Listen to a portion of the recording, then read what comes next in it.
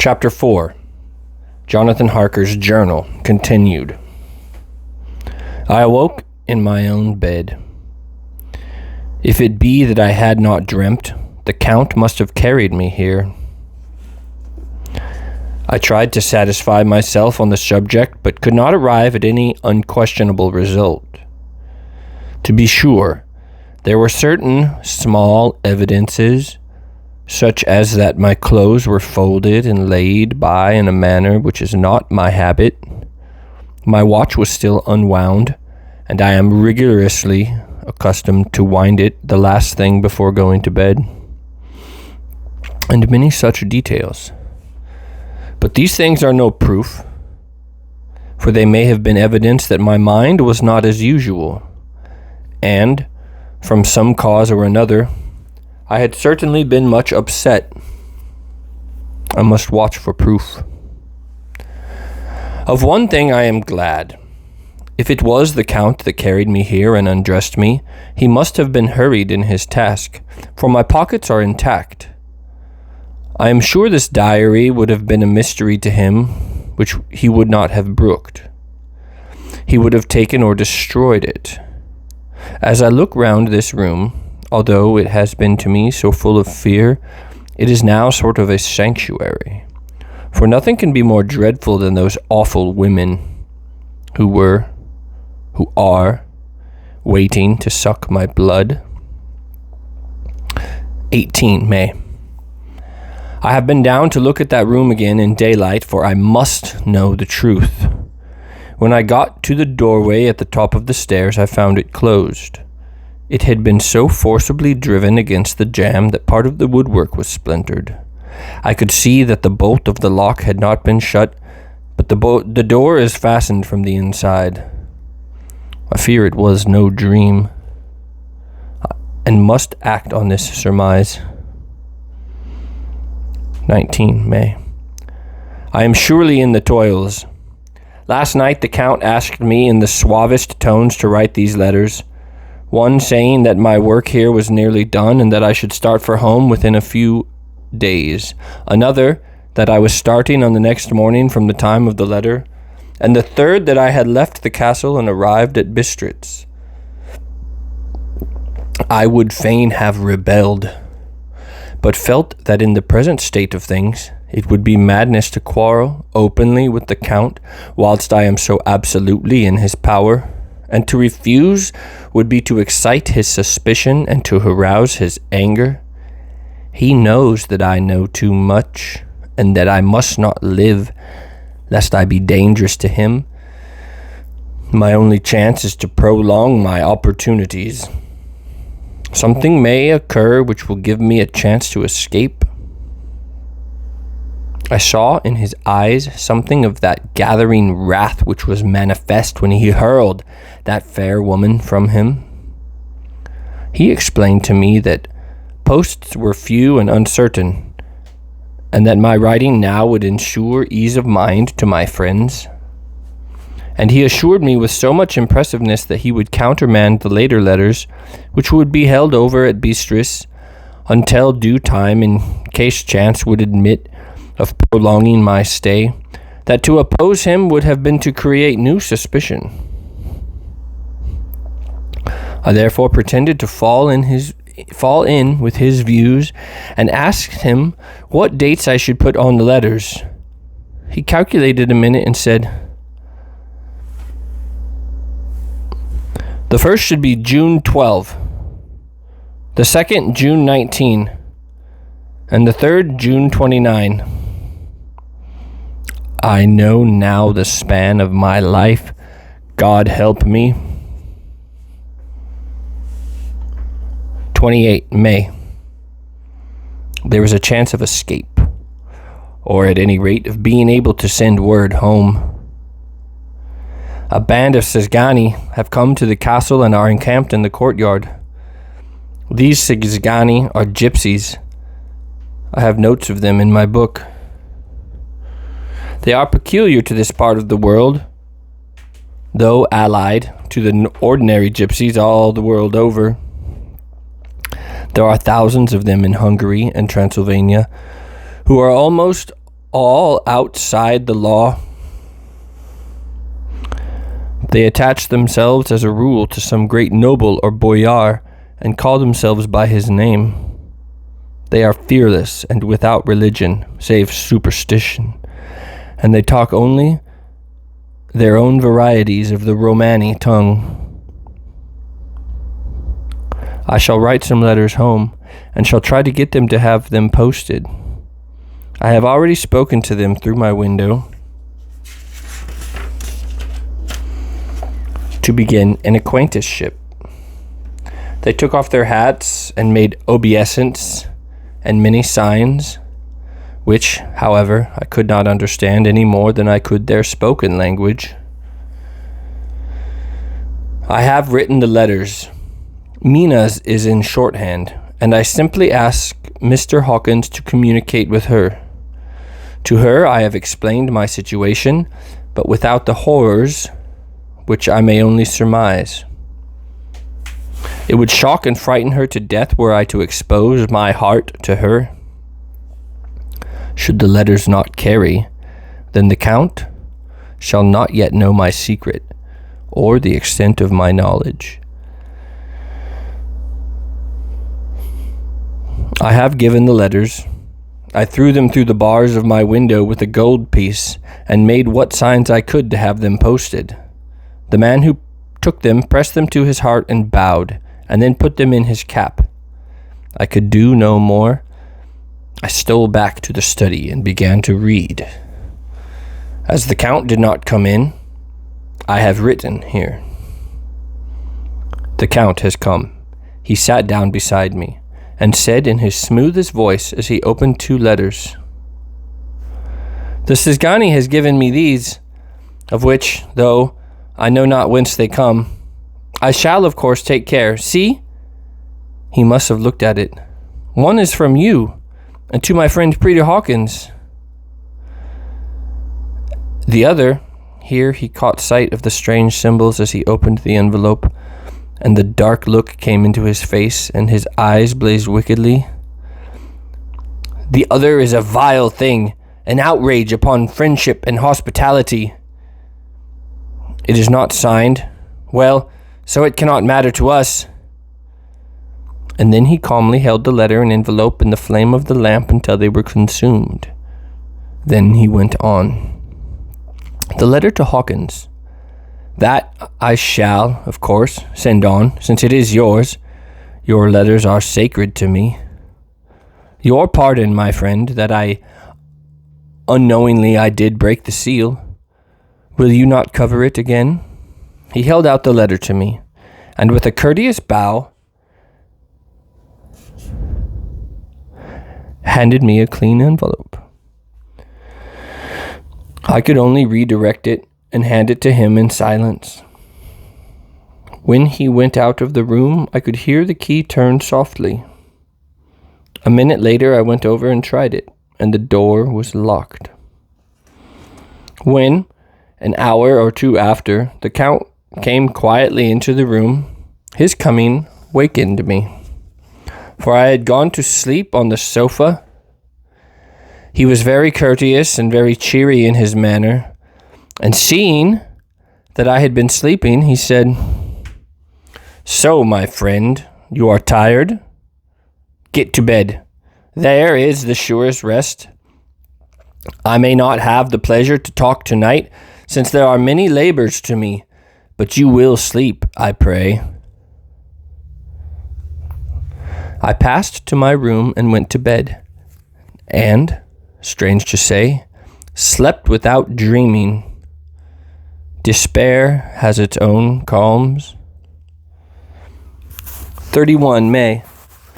This morning when I woke, I thought I would provide myself with some paper and envelopes from my bag and keep them in my pocket so that I might write in case I should get an opportunity. But again a surprise. Again a shock. Every scrap of paper was gone, and with it all my notes, my memoranda relating to railways and travel, my letter of credit, in fact, all that might be useful to me were I once outside the castle. I sat and pondered a while, and then some thought occurred to me, and I made a search of my portmanteau and in the wardrobe where I had placed my clothes. The suit in which I had traveled was gone, and also my overcoat and rug. I could find no trace of them anywhere. This looked like some new scheme of villainy. 17 June. This morning, as I was sitting on the edge of my bed, cudgeling my brains, I heard without a cracking of whips and pounding and scraping of horses' feet up the rocky path beyond the courtyard. With joy, I hurried to the window and saw drive into the yard 2 great leiter wagons, each drawn by 8 sturdy horses, and at the head of each pair a Slovak, with his wide hat, great nail-studded belt, dirty sheepskin, and high boots. They had also their long staves in hand. I ran to the door, intending to descend and try and join them through the main hall, as I thought that way might be opened for them. Again, a shock. My door was fastened on the outside. Then I ran to the window and cried to them. They looked up at me stupidly and pointed, but just then the hetman of the Szgany came out, and seeing them pointed to my window, said something, at which they laughed. Henceforth, no effort of mine, no piteous cry or agonized entreaty would make them even look at me. They resolutely turned away. The leiter wagons contained great square boxes with handles of thick rope. These were evidently empty, by the ease which the Slovaks handled them, and by their resonance as they were roughly moved. When they were all unloaded and backed into a great heap in one corner of the yard, the Slovaks were given some money by the Szgany, and spitting on it for luck, lazily went each to his horse's head. Shortly afterwards, I heard the cracking of their whips die away in the distance.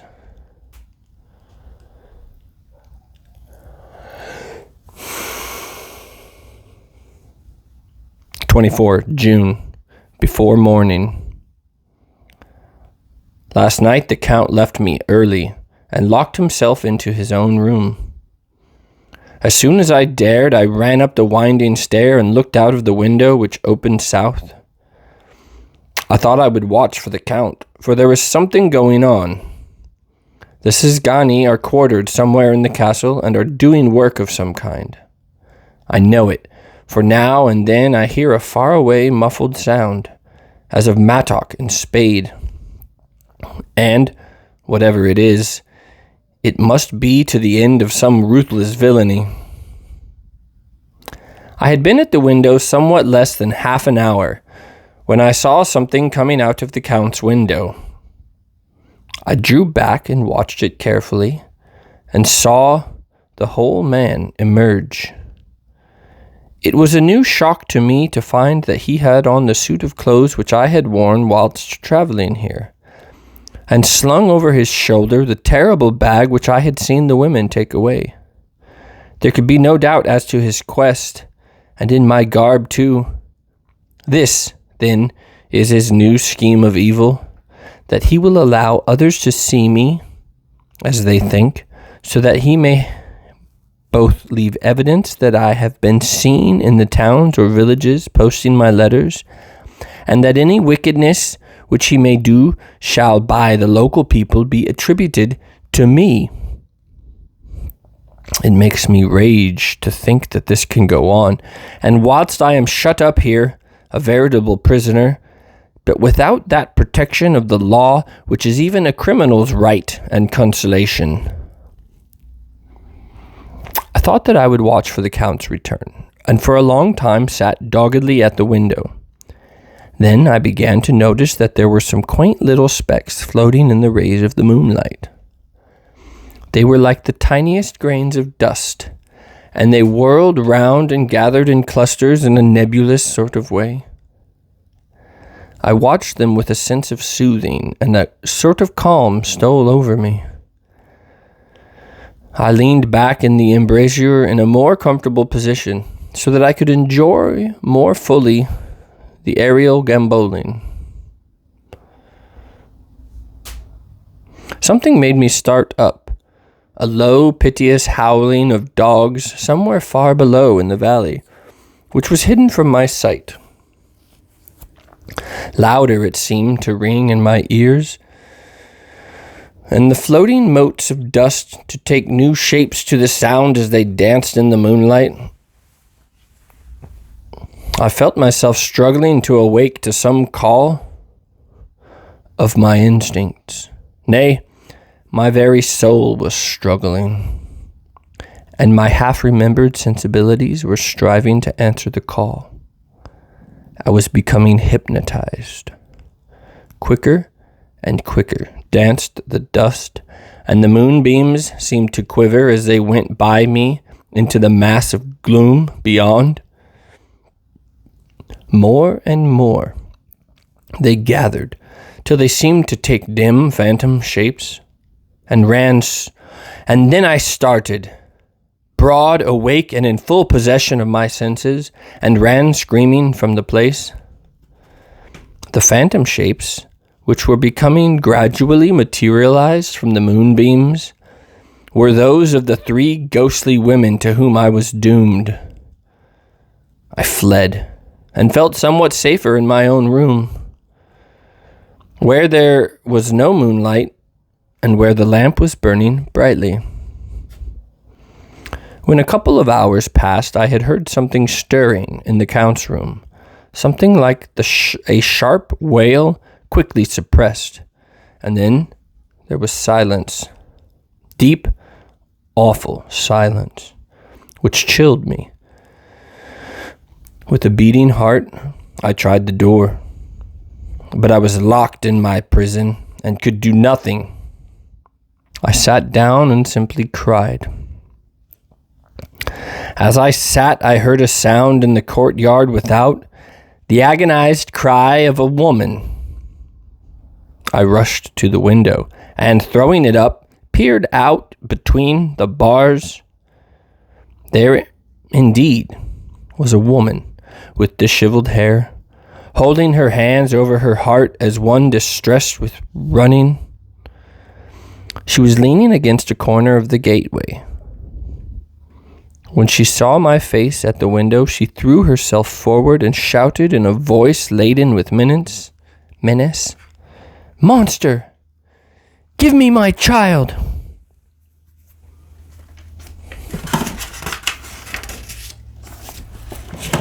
She threw herself on her knees, and raising up her hands, cried the same words in tones which wrung my heart. Then she tore her hair and beat her breast and abandoned herself to all the violences of extravagant emotion. Finally, she threw herself forward, and though I could not see her, I could hear the beating of her naked hands against the door. Somewhere high overhead, probably on the tower, I heard the voice of the Count, calling in his harsh, metallic whisper. His call seemed to be answered from the far and wide by the howling of wolves. Before many minutes had passed, a pack of them poured, like a pent-up dam when liberated, through the wide entrance into the courtyard. There was no cry from the woman, and the howling of the wolves was but short. Before long they streamed away, singly, licking their lips. I could not pity her, for I knew now what had become of her child, and she was better dead. What shall I do? What can I do? How can I escape from this dreadful thrall of night and gloom and fear?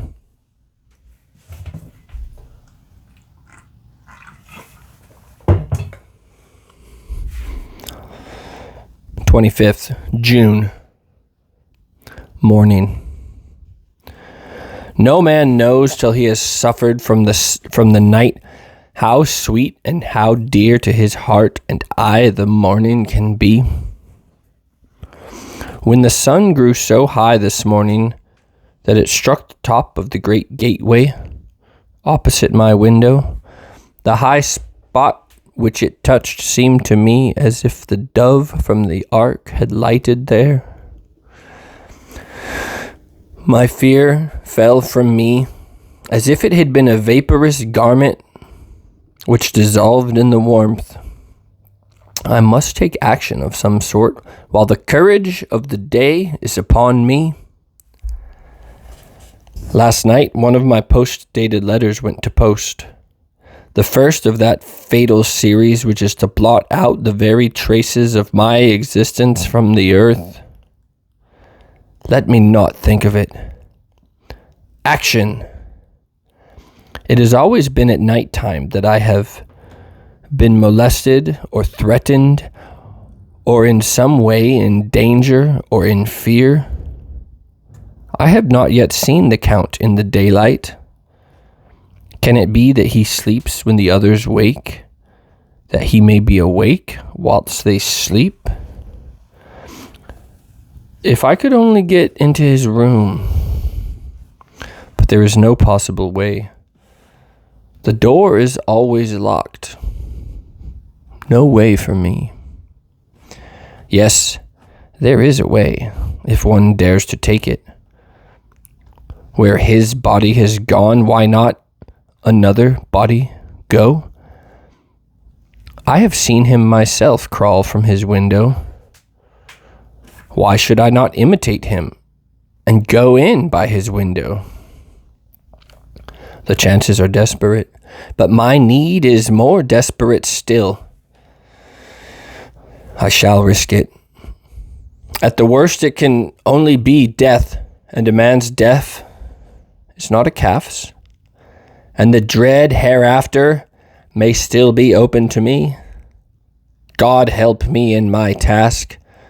Goodbye, Mina, if I fail.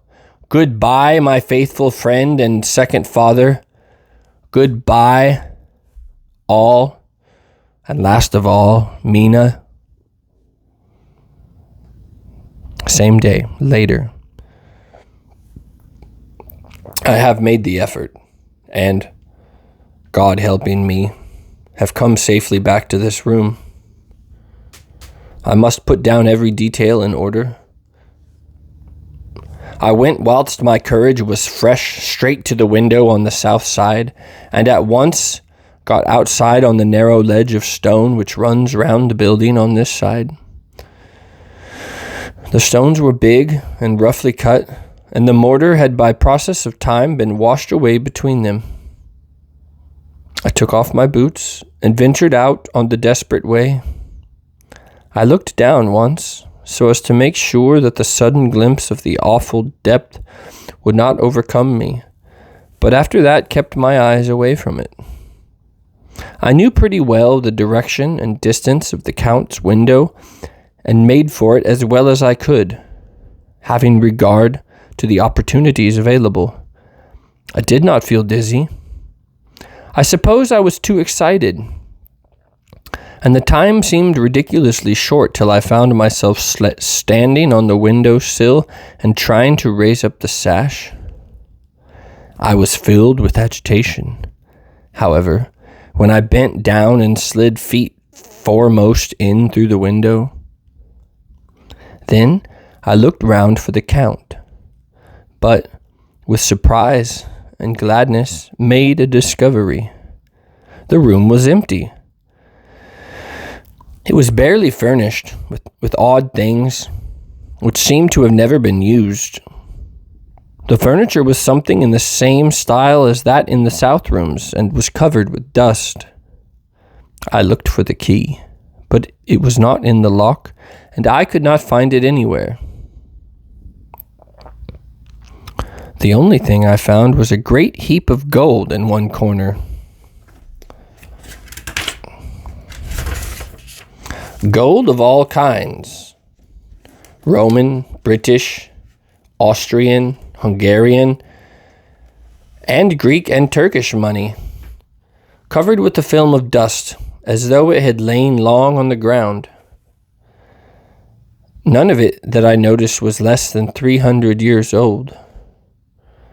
There were also chains and ornaments, some jeweled, but all of them old and stained. At one corner of the room was a heavy door. I tried it, for since I could not find the key of the room or the key of the outer door, which was the main object of my search, I must make further examination, or all my efforts would be in vain. It was open, and led through a stone passage to a circular stairway, which went steeply down. I descended, minding carefully where I went, for the stairs were dark, being only lit by loopholes in the heavy masonry. At the bottom there was a dark, tunnel-like passage, through which came a deathly, sickly odor, the odor of old earth newly turned. As I went through the passage, the smell grew closer and heavier. At last I pulled open a heavy door which stood ajar, and found myself in an old, ruined chapel, which had evidently been used as a graveyard. The roof was broken, and in 2 places were steps leading to vaults, but the ground had been recently dug over, and the earth placed in great wooden boxes, manifestly those which had been brought in by the Slovaks. There was nobody about, and I made search for any further outlet, but there was none. Then I went over every inch of the ground, so as to not lose a chance. I went down even into the vaults, where the dim light struggled, although to do so was dread by my very soul. Into 2 of these I went, but saw nothing except fragments of old coffins and piles of dust. In the 3rd, however, I made a discovery.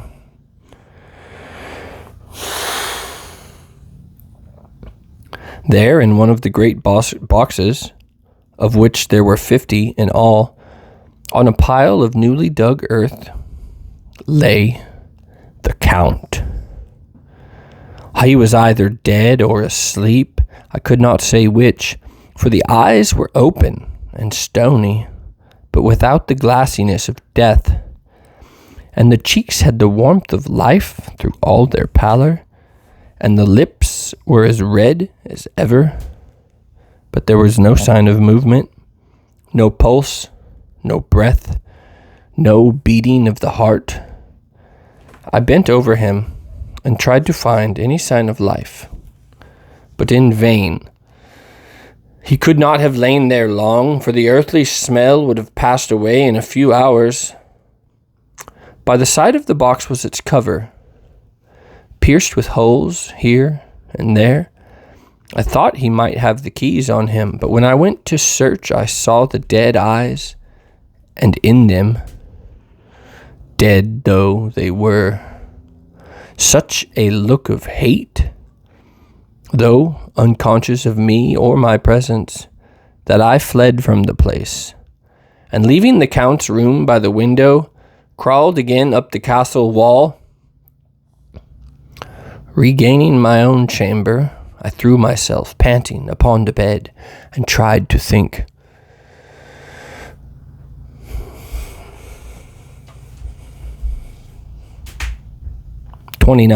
June.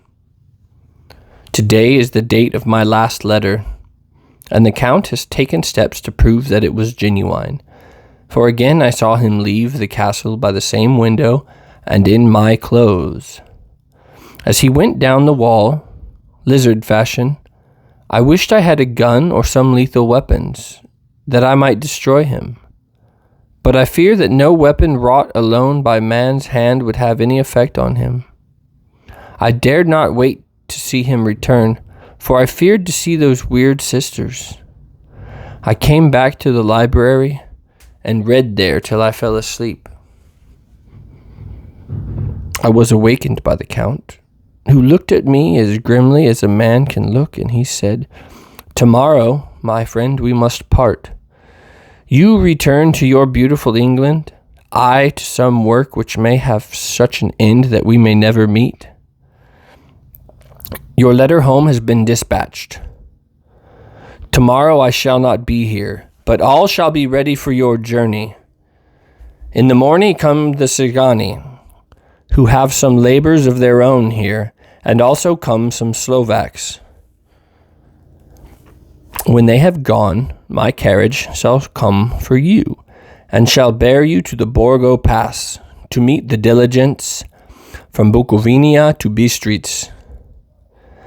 But I am in hopes that I shall see more of you at Castle Dracula." I suspected him, and determined to test his sincerity. Sincerity! It seems like such a profanation of the word to write it in connection with such a monster. So I asked him point blank, "Why may I not go tonight?" "Because, my dear sir, my coachman and horses are away on a mission."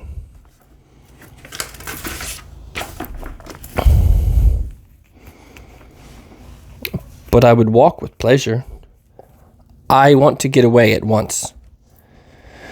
He smiled, such a soft, smooth, diabolical smile that I knew there was some trick behind his smoothness. He said, "And your baggage?" "I do not care about it. I can send for it some other time." The Count stood up and said, with a sweet courtesy which made me rub my eyes, it seemed so real, "You English have a saying which is close to my heart, for its spirit is that which rules our boyars. Welcome the coming, speed the parting guest. Come with me, my dear friend.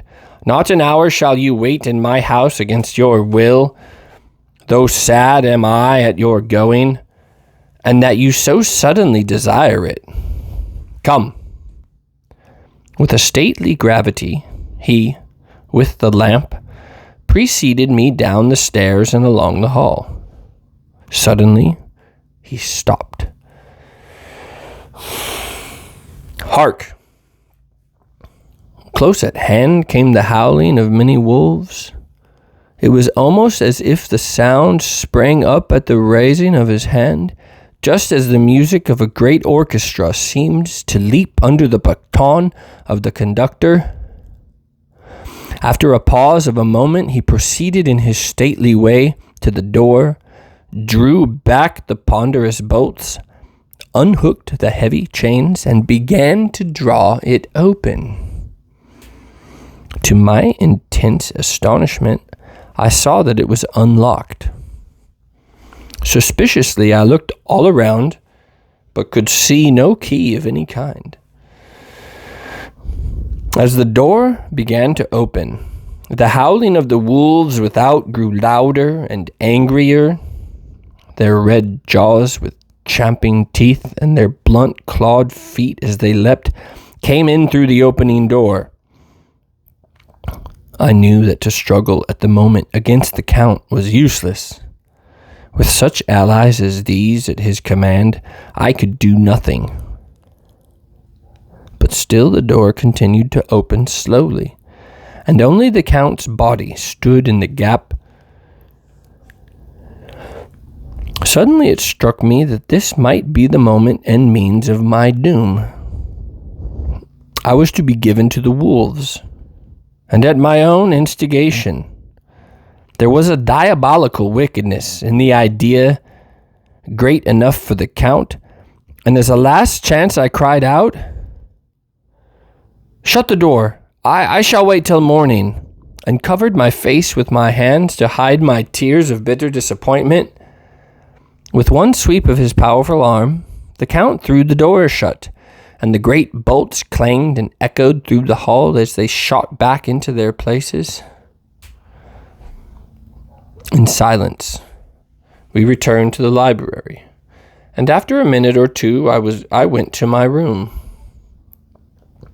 The last I saw of Count Dracula was his kissing his hand to me, with a red light of triumph in his eyes, and with a smile that Judas in hell might be proud of. When I was in my room and about to lie down, I thought I heard a whispering at my door. I went to it softly and listened. Unless my ears deceived me, I heard the voice of the Count. Back to your own place. Your time has not yet come. Wait. Have patience. Tomorrow night is yours." There was a low, sweet ripple of laughter, and in a rage I threw open the door and saw without the 3 terrible women licking their lips. As I appeared, they all joined in a horrible laugh and ran away. I came back to my room and threw myself on my knees. Is it then so near the end? Tomorrow? Lord, help me and those to whom I am dear. 30th June, morning. These may be the last words I ever write in this diary. I slept till just before the dawn, and when I woke, threw myself on my knees, for I determined that if death came, he should find me ready. At last I felt that subtle change in the air and knew that the morning had come. Then came the welcome cock crow, and I felt that I was safe. With a glad heart, I opened my door and ran down the hall. I had seen that the door was unlocked, and now escape was before me. With hands that trembled with eagerness, I unhooked the chains and drew back the massive bolts, but the door would not move. Despair seized me. I pulled and pulled at the door and shook it till, massive as it was, it rattled in its casement. I could see the bolt shot. It had been locked after I had left the Count. Then a wild desire took me to obtain that key at any risk, and I determined then and there to scale the wall again and gain the Count's room. He might kill me, but death now seemed to be the happier choice of evils.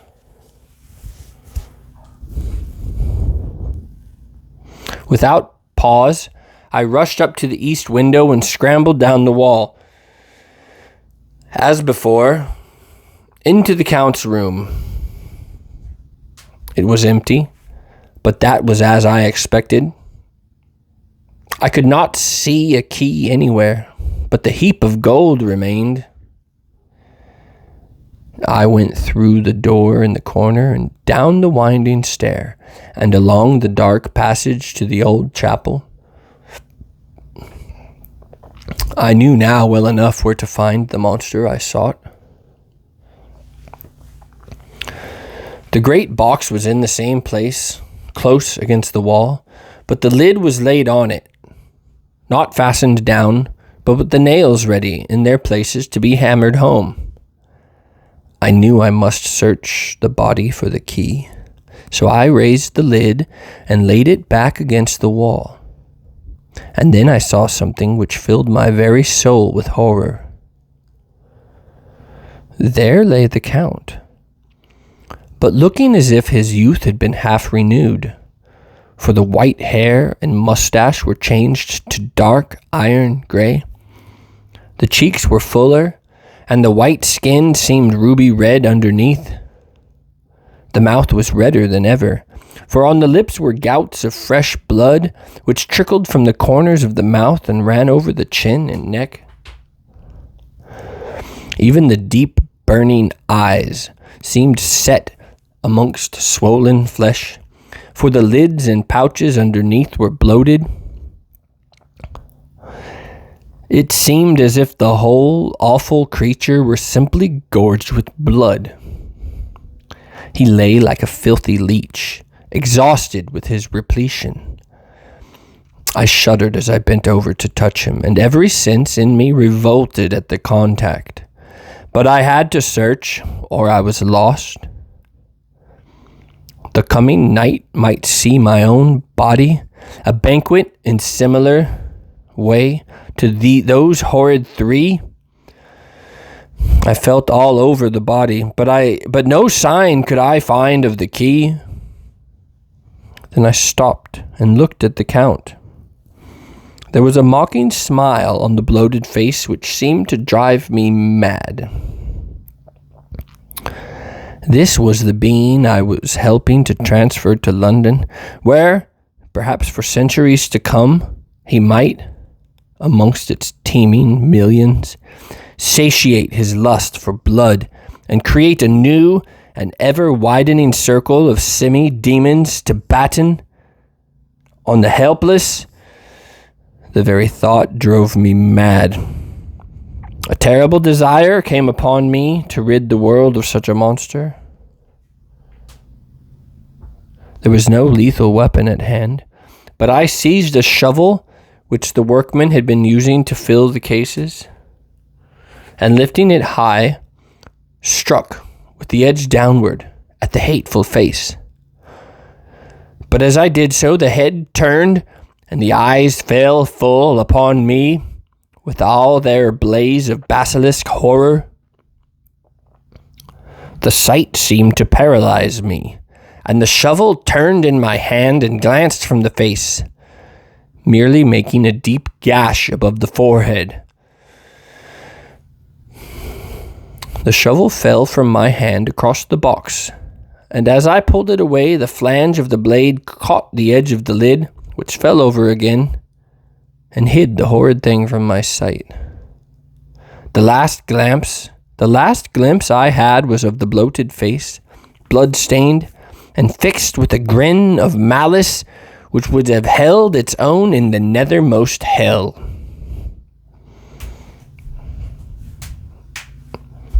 I thought and thought, what should be my next move? But my brain seemed on fire, and I waited with a despairing feeling growing over me. As I waited, I heard in the distance a gypsy song sung by merry voices coming closer, and through their song the rolling of heavy wheels and the cracking of whips. The Cisgani and the Slovaks of whom the Count had spoken were coming. With a last look round and at the box which contained the vile body, I ran from the place and gained the Count's room, determined to rush out at the moment the door should be opened. With strained ears I listened, and heard downstairs the grinding of the key in the great lock and the falling back of the heavy door.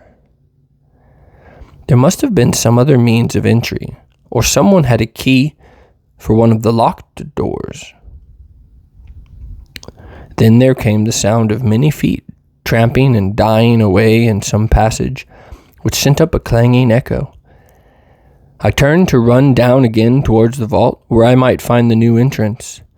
But at that moment there seemed to come a violent puff of wind, and the door to the winding stair blew to with a shock that set the dust from the lintels flying. When I ran to push it open, I found that it was hopelessly fast. I was again a prisoner, and the net of doom was closing round me more closely. As I write, there is in the passage below a sound of many tramping feet and the crash of weights being set down heavily. Doubtless the boxes, with their freight of earth. There is a sound of hammering. It is the box being nailed down. Now I can hear the heavy feet tramping again along the hall, with many other idle feet coming behind them. The door is shut and the chains rattle. There is a grinding of the key in the lock. I can hear the key withdrawn. Then another door opens and shuts. I hear the creaking of lock and bolt. Hark!